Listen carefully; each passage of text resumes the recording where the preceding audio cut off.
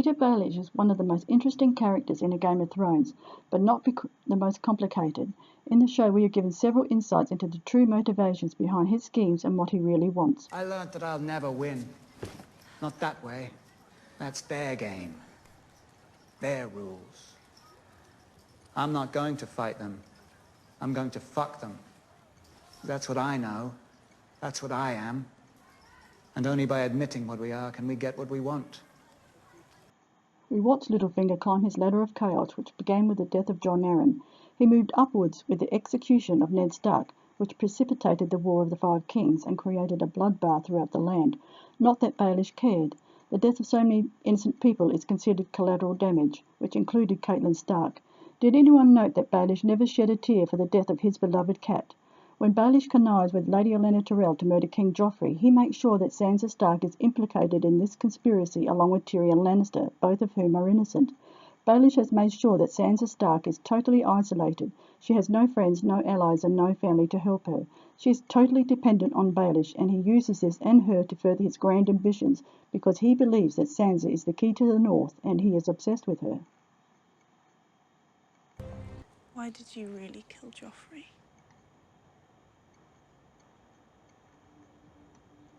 Tell me why.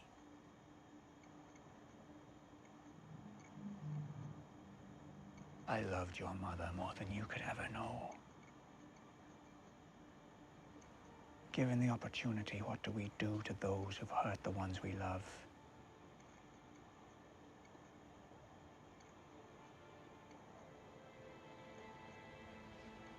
Once they arrive at the Eyrie, we witness this scene between Lysa and Littlefinger. Like it was yesterday. What wife would do for you the things I've done for you? What wife would trust you the way I've trusted you? You gave me those drops and told me to pour them into Jon's wine, my husband's wine. When you told me to write a letter to Kat, telling her it was a Lannister. The deed is done. Faded into nothing. Only speaking of it can make it real. Lysa mentions every scheme that they have contrived together, but she says it in front of the throne, which is made from weirwood. And later, when a jealous Lysa threatens Sansa's life, she warns Sansa what becomes of people who oppose her and Peter Baelish. My father, my husband, and my sister all stood between us, and now they are dead. That's what happens to people who stand between Peter and me. Sansa is in a blind panic, and Lysa's words do not penetrate. But what if Bran heard them all? What if Bran heard and saw Peter and Lysa together before they were married? And what if Bran witnessed Lysa threatening Sansa near the moon door? We know that Bran, along with Jojen, witnessed his father's execution at the Scepter Baelor. As Jojen said to Bran, "You did not dream it. You were there, and so was I." So how much has Bran seen and witnessed is still being revealed to us. And at Harrenhal, Arya overhears Baelish planning the downfall of Robb Stark with Tywin Lannister. These scenes are included for a reason. They are the steps to Littlefinger's downfall. After Littlefinger arranges the marriage between Ramsay and Sansa, we see him meet Cersei. Young Lord Robin heeds my advice. And I have always counselled loyalty to the throne. Good. But I have found Sansa Stark. Alive and well, and home again.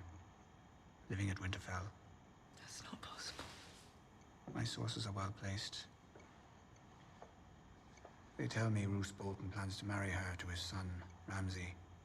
A bastard recently legitimized by King Tommen. Roose Bolton is Warden of the North by the grace of my father. Indeed. He wouldn't risk a single Lannistersoldier or a single coin from the royal treasury. What do you have to lose? A brothel keeper? And if you succeed? Name me Warden of the North.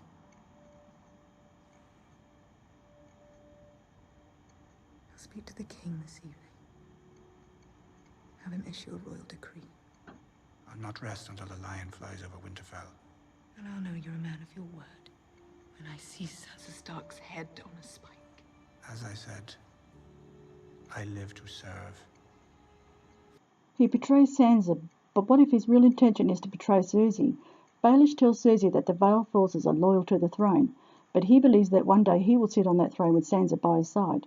But there are people who are in his way, the Lannisters. Has Peter Baelish already contrived a plan to rid himself of the Lannister family? He knows the faceless men are expensive. He said as much in a council meeting. But Littlefinger's plans are starting to turn sour when Jon is declared king in the north. The look between Sansa and Baelish is one of retribution and fear, and we know what Peter Baelish does with bad investments. Yes, it was quite sad. Girls from the Lycian pleasure houses are expensive. Extremely expensive. And this one wasn't making me any money. I hate bad investments. Really, I do. They haunt me. I had no idea how to make her happy. No idea how to mitigate my losses. I would not say he succeeded in making her happy. But my losses were definitely mitigated. Sansa witnessed him murder Sir Dontos and her aunt when they proved to be bad investments. Sansa's life is in danger. Sansa will not betray her family. She has said as much to Lyanna Mormont. I'm a Stark. I will always be a Stark. She used Peter Baelish to help restore the family home back at Winterfell. Sansa is home. She will not leave her home again. She says as much to Baelish when they meet at the Weirwood, but Baelish is deaf to Sansa's words. But in that scene, we see Littlefinger turn sharply as if he had heard something, much like Ned did at the Tower of Joy. Has Bran witnessed this scene too? Arya too has returned from the Faceless Men and says, I am Arya Stark of Winterfell and I'm going home. But during her time there, she has been trained to spot a liar and to kill. As Jaqen said, the girl had many gifts. Littlefinger is in the land of wolves, a southerner who is out of his depth. He does not know how the North works, nor understands their customs or their loyalties. And being from the south, many northerners will not trust him, and that also includes Jon Royce, who Littlefinger threatened last season. Littlefinger is running out of friends, and he has no allies in the north. But Baelish is a man who can think quickly on his feet. But what if Baelish plans to execute a young girl with hair exactly the same colour and length as Sansa Stark, and fulfil his promise to Cersei to bring her Sansa's head? After all, by the time he reaches King's Landing, the girl's features would be corrupted. Why would Dan and Dave choose an actress with the same colouring as Sansa? But before he can carry out his plans, the Stark children will discover what he intends to do.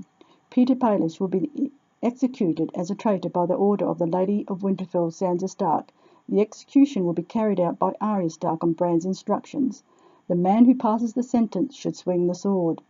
Littlefinger will be executed in the same way that Ned Stark was, which is a fitting ending to the man who destroyed the Stark family. As Littlefinger said himself, what we don't know is what usually gets us killed, and he does not know the Stark children or the North. There is also an alternative in that Bran will inform Sansa of what he has witnessed in his visions, and the three wolf children will then conspire to murder Peter Baelish and make it appear as an accident. But I believe it will be the wolf pack, Bran, Sansa and Arya, who will be Littlefinger's undoing. Thank you for watching this vid. Please upvote and remember to subscribe to this channel and the Golden Girls of Westeros. Thank you to our team, Lady Nan, Lady Ashley and Lady Steffi. Cheers everyone and enjoy your day.